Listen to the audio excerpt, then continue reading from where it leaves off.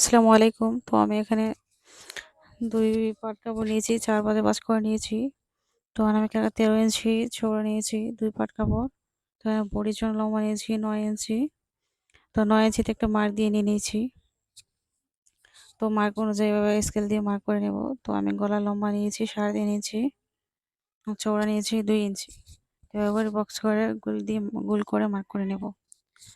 তো যারা আমার ভিডিওটি ভালো লাগে আপনাদের কাছে, তো আমার চ্যানেলটিকে সাবস্ক্রাইব করে রাখবেন এবং পেজ থেকে দেখলে পেজটিকে ফলো দিয়ে রাখবেন।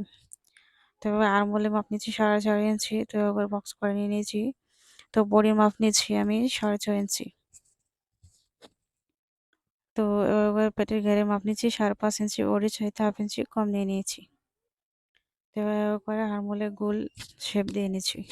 শেপ দিয়ে নেওয়ার পর এভাবে মার্ক অনুযায়ী কাটিং করে নেব। তার আগে একটু বডির পেটের ঘের মাপে আমি ১.৫ ইঞ্চি গ্যাপ দিয়ে এভাবে করে কাটিং করে নেব। তো এভাবে মার্ক অনুযায়ী কাটিং করে নিচ্ছি।